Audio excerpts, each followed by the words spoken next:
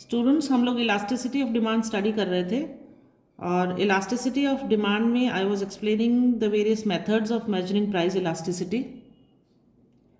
और मेथड्स में हमने दो मेथड्स को ऑलरेडी स्टडी कर लिया था।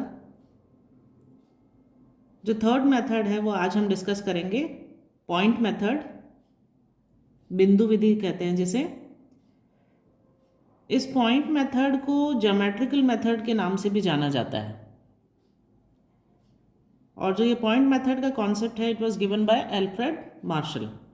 एल्फ्रेड मार्शल नाम के इकोनॉमिस्ट ने इस मेथड को सजेस्ट किया था, दिया था इन्होंने। अब जैसे कि आपको नाम से पता चल रहा होगा, बिंदु, पॉइंट मेथड क्या एक्सप्लेन करता है? पॉइंट मेथड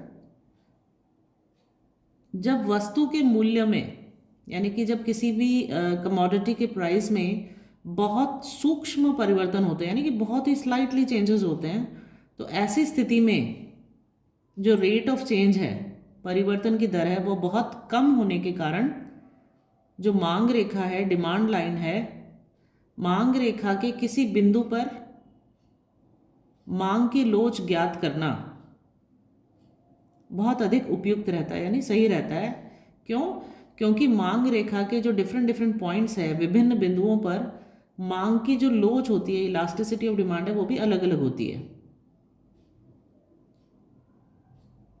इसको ऐसे कह सकते हैं कि it explains the elasticity of demand at a particular point of the demand curve if the demand function is linear or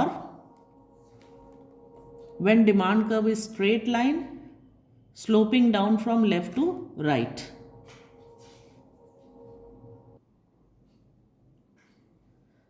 ये जो पॉइंट मेथड है, बिंदु विधि है, this is not applicable on curvy linear demand curves. ये curvy linear demand curves पर applicable नहीं है, ये सिर्फ स्ट्रेट लाइन वाला जो डिमांड कर्व है उसके ऊपर ही एप्लीकेबल होता है।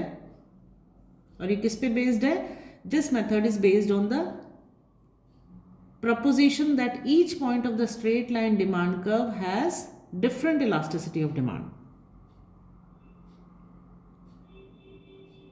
इसको फॉर्मूला, इसका जो फॉर्मूला है वो देखिए क्या है।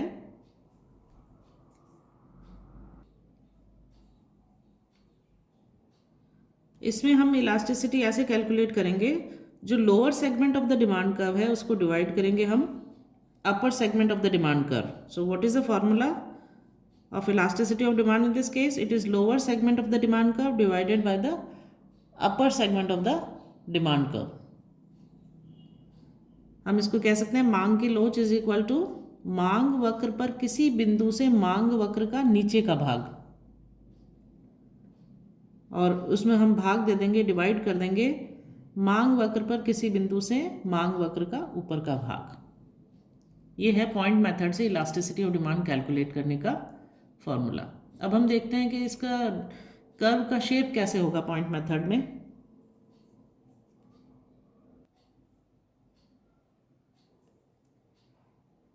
देखिए इस डायग्राम में ओ एक्स एक्सेस पे हमने क्वांटिटी को शो किया है, मात्रा को, quantity demanded, and O Y axis पे प्राइस इज शोन, मूल्य को दिखाया गया है। A B is the demand curve. अभी जो मैंने आपको फॉर्मूला बताया था कैलकुलेट करने का, इलास्टिसिटी कैसे कैलकुलेट करते हैं, price elasticity in case of point method, क्या फॉर्मूला बताया मैंने? Lower segment of the demand curve divided by the upper segment of the demand curve. यानी कि मांग वक्र पर किसी पॉइंट से, बिंदु से मांग वक्र के नीचे का भाग, उसको आप डिवाइड करोगे मांग वक्र पर किसी बिंदु से मांग वक्र का ऊपर का भाग से। यहाँ जो इंपॉर्टेंट पॉइंट रिमेंबर करने की ज़रूरत है, ध्यान में देने की ज़रूरत है, वो है it should be remembered that the point elasticity of demand on a straight line is different at every point. यानी कि ये जो मैंने पॉइंट्स आपको दिखाए हैं इस ग्राफ पे, हर पॉइंट पे इलास्टिसिटी डिफरेंट है। क्यों डिफरेंट है? क्योंकि जो इलास्टिसिटी एक पॉइंट पे है वो क्या है? It is the ratio of lower part of the demand curve to the upper part of the demand curve. अब इस डायग्राम को आप देखिए, इस डायग्राम के अंदर A B is the demand curve. A B क्या है? मांग वक्र है।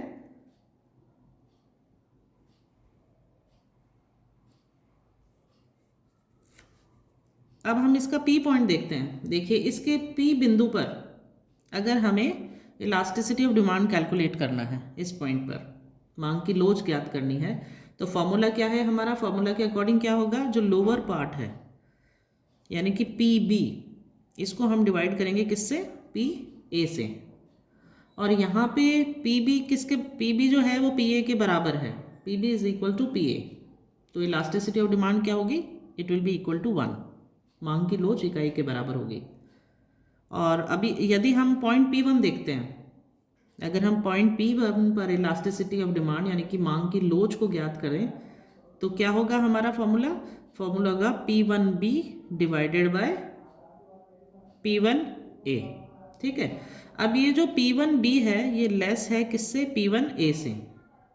तो अतः हम कह सकते हैं देयरफॉर मांग की लोच क्या है? इकाई से कम है। Price elasticity in this case is less than 1। इसी तरह यदि हम P3 पर मांग की लोच ज्ञात करते हैं इलास्टिसिटी ऑफ डिमांड, तो यहाँ पर देखिए क्या फॉर्मूला होगा? P3B divided by P3A। तो मांग की लोच is what? It is greater than 1। Price elasticity in this case is greater than 1।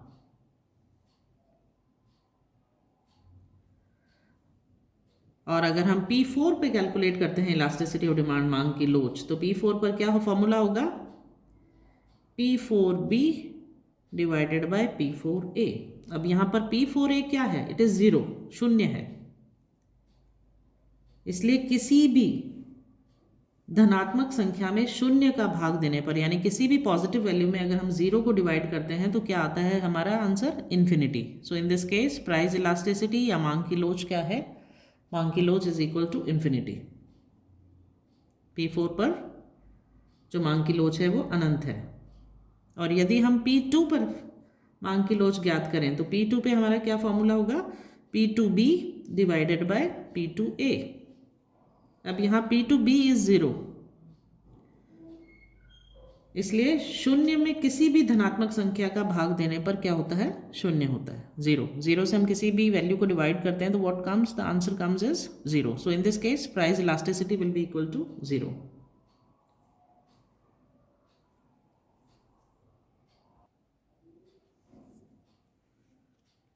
तो देखिए हम डिमांड कर्व को यहाँ पर देख के कह सकते हैं कि जो मिड पॉइंट है on a straight line demand curve, in this case क्या होगा? Elasticity of demand will be unitary. और जो हायर पॉइंट्स है, at higher points the elasticity will be greater than 1। At lower points, ये जो lower points है, elasticity will be less than 1। और ये जो पॉइंट्स है एक्सट्रीम में जो पॉइंट्स है यहाँ पर elasticity will be infinity and 0 respectively. ये जो पॉइंट मेथड होता है बहुत ही यूजफुल है। This method is very useful in economics. क्यों? It helps in measuring elasticity with very small changes in price and quantity demanded. और क्या बताता है ये हमें? It also tells us the slope. Slope क्या है उसके बारे में बताता है। And elasticity are two different things. Slope and elasticity क्योंकि दोनों डिफरेंट थिंग्स है, so this point method is very important.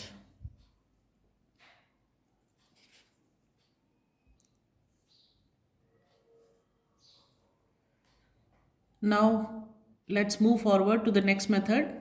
अगला मेथड है हमारा द आर्क मेथड, जिसे चाप विधि भी कहते हैं।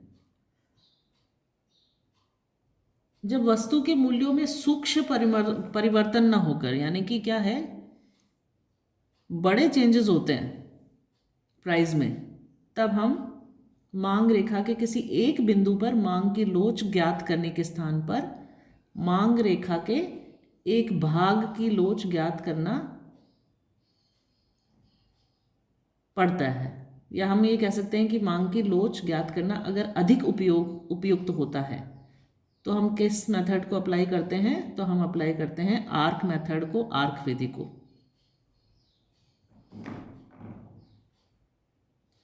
इस मेथड में क्या होता है कि मांग की चाप लोच मापते समय, मेजर करते समय, मूल्य तथा मांग की मात्रा दोनों के मध्य बिंदु लेकर मांग की लोच इन बिंदुओं के मध्य मापी जाती है। अगर हम सिंपल वर्ड्स में इसको समझे तो हम ये कह सकते हैं कि देखिए पॉइंट इलास्टिसिटी मेथड में क्या होता था या हम पॉइंट इलास्टिसिटी मेथड को कहाँ यूज़ करते थे? We use to determine the elasticity of demand at different points. अलग अलग पॉइंट्स पे हम मेजर करते थे। कब? When infinitesimal changes in price are taking place. लेकिन अगर प्राइस में चेंजेस बहुत ज़्यादा है, if the price changes is somewhat large, या फिर हम कह सकते हैं कि if we have to measure elasticity between two different points, दो अलग अलग पॉइंट्स में अगर हमें इलास्टिसिटी को मेजर करना है, न कि किसी एक पर्टिकुलर पॉइंट पे, rather than at a specific point, then we use the arc method, चाप मेथड को हम यूज़ करते हैं।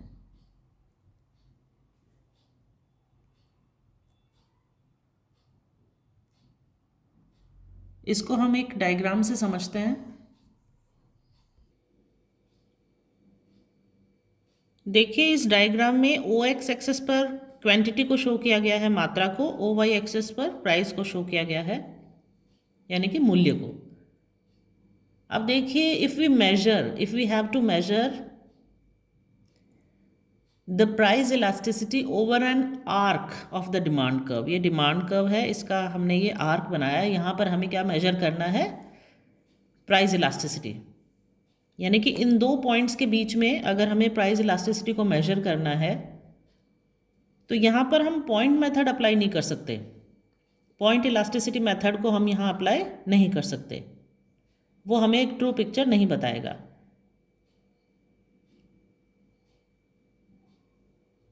अब हम आर्क इलास्टिसिटी के मेथड से इसको मेजर करेंगे। और कैसे मेजर करते हैं? In measuring arc elasticity we use the average. क्या करते हैं? हम एवरेज लेते हैं। किसका? Average of the two prices and average of the two quantities. दो प्राइजेस का एवरेज लेते हैं एंड क्वांटिटीज़ का एवरेज लेते हैं। फॉर्मूला क्या है इसका कैलकुलेट करने का आर्क इलास्टिसिटी का? इसका फॉर्मूला है price elasticity is equal to delta Q upon delta price delta P. Delta Q means changes in quantity and delta P is changes in price. और मल्टीप्लाई करते हैं हम किससे? P1 plus P2 divided by Q1 plus Q2। इस method के द्वारा हम calculate कर सकते हैं, यानी कि इलास्टिसिटी ऑफ डिमांड को किसके बीच में? Between the two points, arc method के द्वारा। So this is the difference between the point method and arc method.